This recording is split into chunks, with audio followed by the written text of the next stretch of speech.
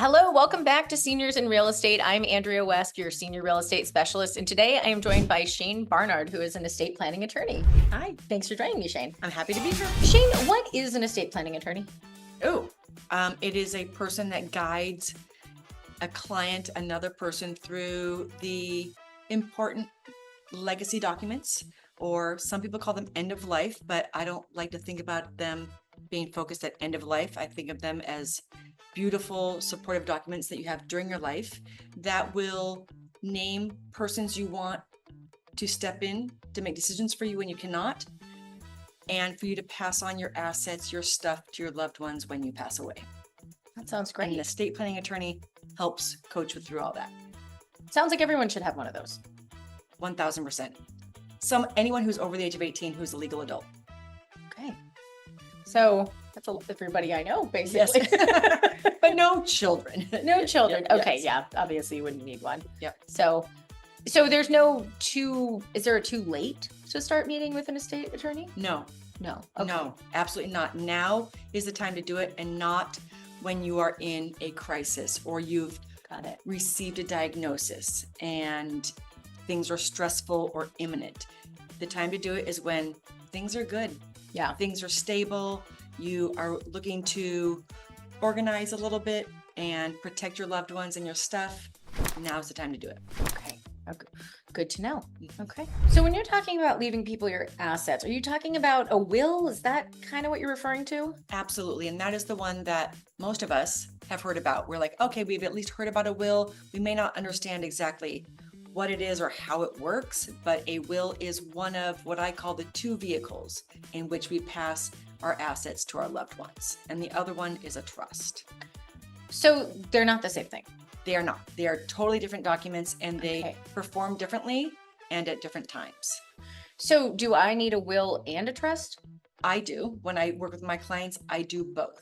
Okay. So if I'm doing a trust for my client, they will also have a pour over will. And I don't want to get into the weeds on that, but they will also have that. Okay. But if you have a will, that document is going to go through the probate court process. Now, I know probate from real estate, and Mm-hmm. whenever somebody sells in probate, I mean, from my understanding, it's not convenient. It's not quick. It's Nope. expensive. Yes.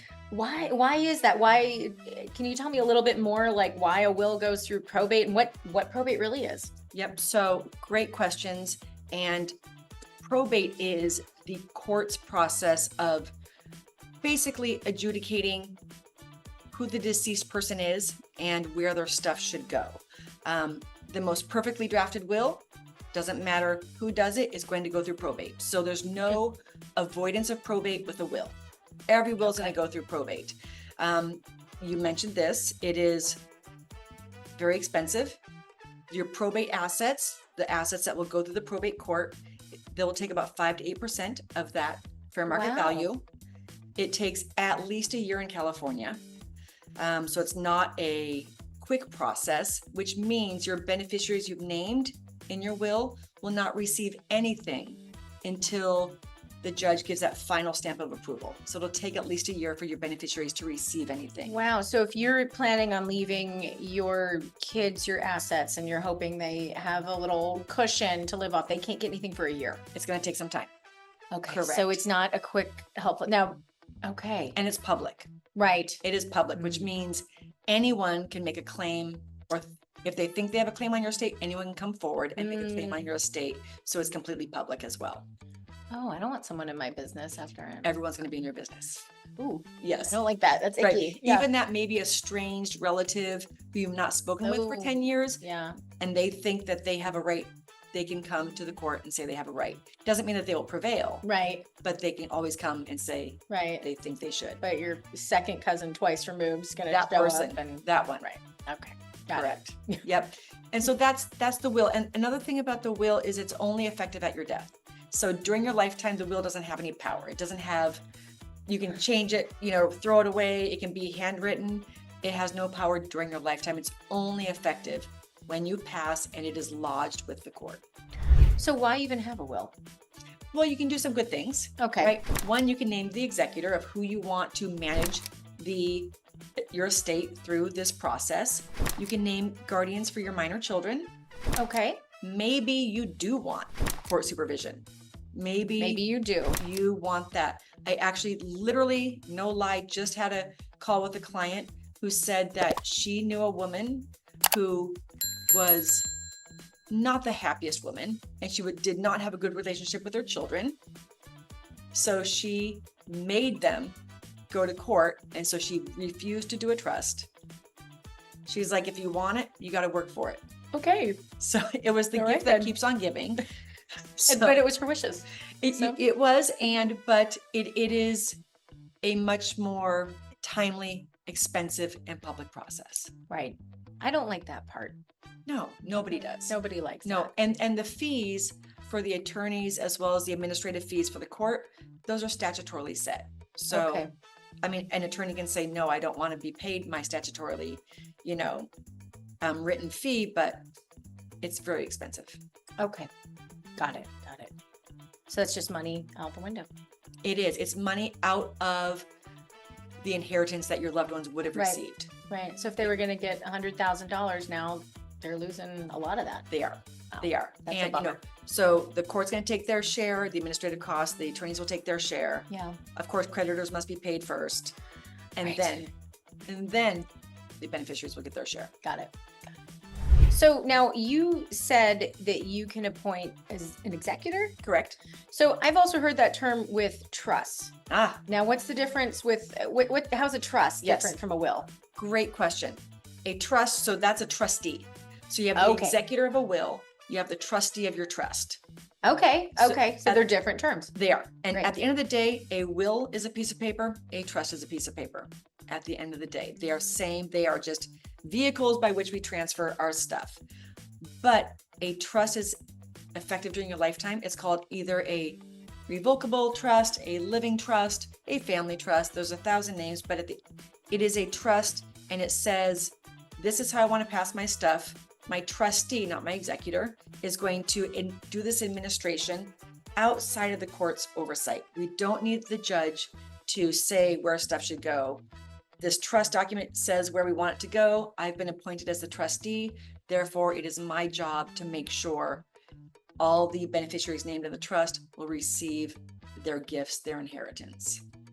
That sounds much more smooth because then there's no probate, right? There's no probate. Okay. You can avoid probate. You avoid those statutorily set fees, the administrative fees. It is private. Oh, I like that. Private is wonderful. Okay. Yeah. And you don't have to wait. You're not throwing yourself on the mercy of the court's schedule. Yeah. There are some timelines, but a trust administration, which means when you can pass the assets to the beneficiaries, can happen in as short as 120 days. Oh, wow. So it's much quicker. much quicker. Yes. Okay. So Yeah. just a few months then. Yes. And so I advise all of my clients to go the trust route. Okay. It's not more expensive. It's private. It's quicker. And you can plan for your own incapacity within a trust because it's effective during your lifetime as well. And remember, a will is only effective at your death.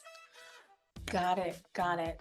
And so incapacity, because my parents, dementia, cognitive decline, lots of inability to make their own decisions. Yep. So something like a power of attorney would come in handy there. Correct. So, and my mom as well. She Okay. passed from Lewy body dementia, as we've talked about. Yeah. And so there are 3 vehicles in which you can help plan for your own incapacity.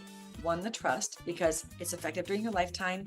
So you can name people, trustees, to step in to be your incapacity trustee, to manage those trust assets for you during your life. So you're still alive, but you do not have capacity to make those decisions. Right. So the trust is one document. You mentioned another, the power of attorney, the general durable power of attorney for your finances, naming someone to step in and make financial decisions, handle all of your accounts, pay your mortgage, make sure the bills are being paid during your lifetime when you are deemed incapacitated. Right. And the third, so we have your trust, general durable power of attorney, and we have your healthcare directive. Right. And that helps with medical stuff. It right? does. Okay. You are naming someone to step in to make medical decisions for you on your behalf Right. when you're alive, but you cannot. Right.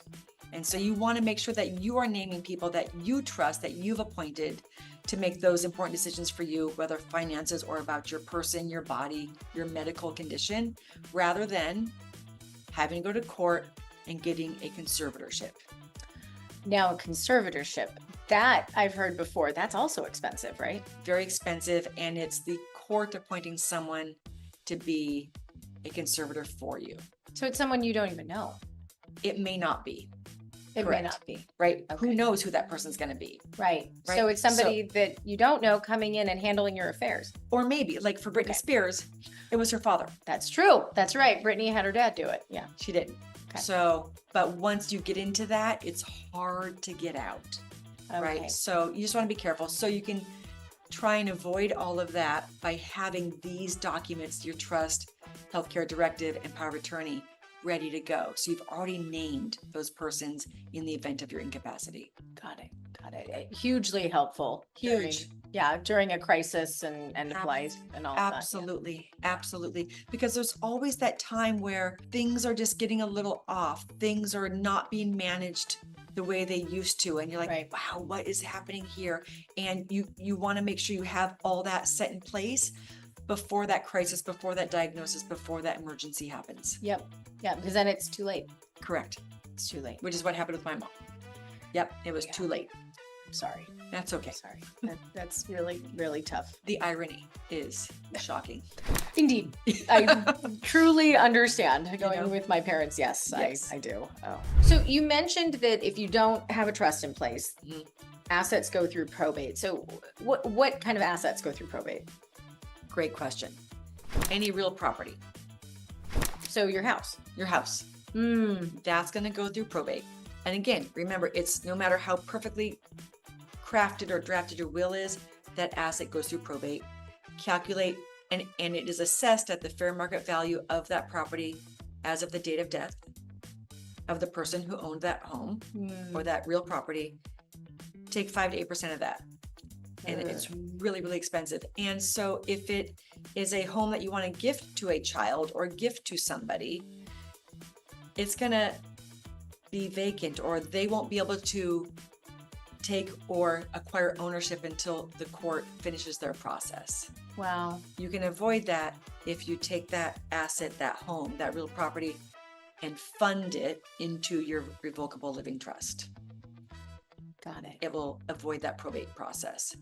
Another big asset, so we have your home will go through probate, any cash accounts, your bank accounts, your business, mutual funds, CDs, stocks, Retirement? No. Not retirement. Retirement, I know. This is the only good news. So retirement, whether it's an IRA, a 401k, a 403b, those assets do not go through probate, neither does life insurance. Oh. Because when you set up those assets, you assign or you name a beneficiary at the time you set it up. So you've already said where I want these to go. I don't need the court to make that decision, so they will pass outside of probate.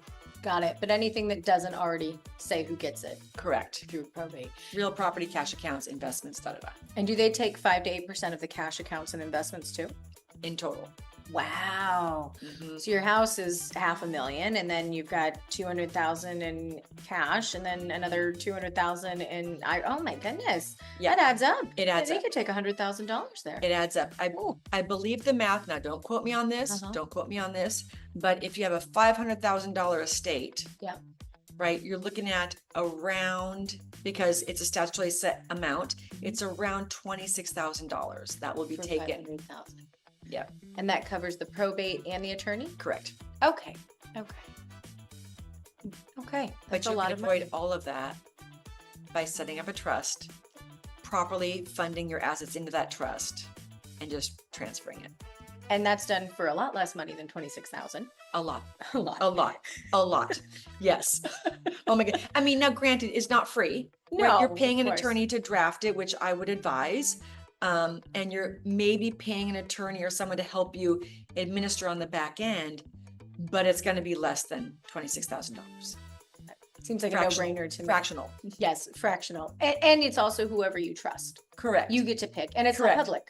It's not public, and it's a lot quicker. Okay. And it's quicker. That's true. Yep. Seems like all good pros to me. I think so. Yeah. I think so. I would advise everyone to do a trust. That sounds good. You heard it here first. You heard it here first, hot off the press. Get a trust done. Yes. So I need to set up a trust. How long does that take, and how long does the trust even last for? Great questions. Setting up the trust is very quick. It can be, a 3-day turnaround, a 2-week turnaround. It really depends on when I get the information back from my client about who they are, who they want to have step in to make decisions for them, and where they want their stuff to go. Once I have all that information, it's quick. It's week, 2 weeks. So that's easy. How long does it last? Into perpetuity. No, it will last until you pass, right? But it is not a crock pot. You do not want to set it and forget it, because we change, lives change. We have children, we remarry, we get divorced, we sell an asset, we buy an asset. So I recommend, although your trust will last the duration of your lifetime, take a look at it at least every 3 years. Okay. And see what has changed, and then, update it. Make tiny little changes to make sure that it reflects who you are at that time. Is that something that's fairly easy to do?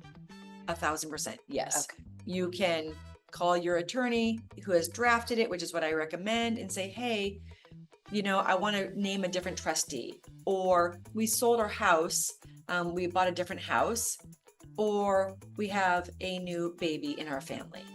We need our trust to reflect those changes. Great, let's make those changes. It is that simple. Great. I think one of the hardest things or one of the most challenging things is you have a trust, the person has passed away, it's not been updated for 25 years. So the assets that are listed in the trust are no longer what are actually really in the trust, and they've acquired new assets and it never made it into the trust. So those assets will go through probate. Oh, no. Or a child has been born and they've not been accounted for, and the no. language of the old trust doesn't, accommodate that. So you never want that to happen. No. So keep looking at it. Okay. Don't let it get dusty. Don't let it get dusty. Keep it fresh. Good advice. Yes. So considering you said a trust is less than $26,000, that's kind of a big range. How much does it actually cost? Great. There's a range always, and course. every practitioner will have their own price point. So some attorneys will charge you a billable hour. So however long it takes them, that's what they'll charge. Others, like myself, do a flat fee. So I meet with my clients, I learn kind of what their situation is, what they want, and then I give a flat fee. I would say a lot of practitioners, the range is going to be anywhere between $1,500 and $6,500, $7,000.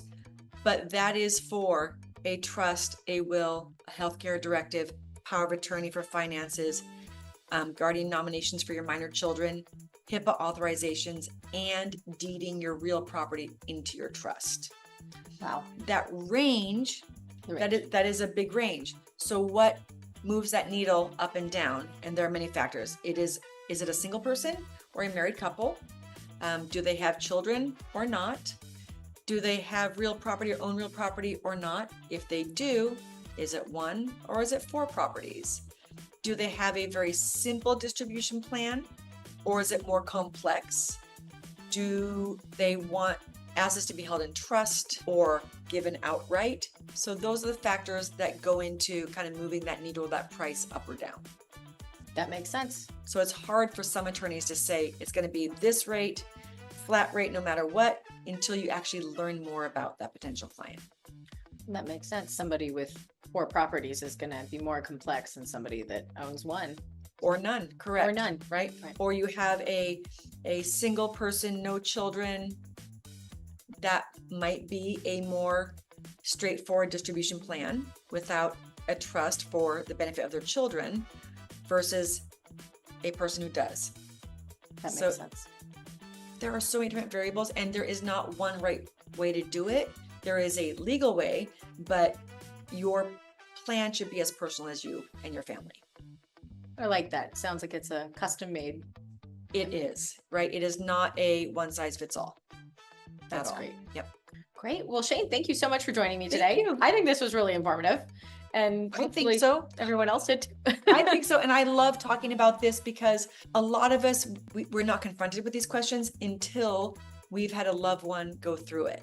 It's true. And you kind of learn on the job, and then you realize, wow, this is something really important to do. Whether you were thrust into it because there was no plan in place, so you had to go through the probate process, or there was a plan in place, but things had changed and it was outdated. So doing it now without crisis, without an emergency, without a diagnosis is the best time to do it. And it's, to me, it's the best gift you can give to your loved ones. Well said. Well said. Thank you. Yeah, I do this. you do. You do. And well, thank you so much for joining Thank me you. today, It was Shane. my honor. Thank you. It was a pleasure to be here. Thank you. And thank you for joining us. Hope this was a little bit informative. If you want to reach out to myself or Shane, our contact information is below. I also have a QR code in my banner if you want to book a meeting with me.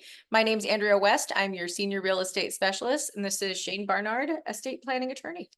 Thanks so Thank you. much. Thank you.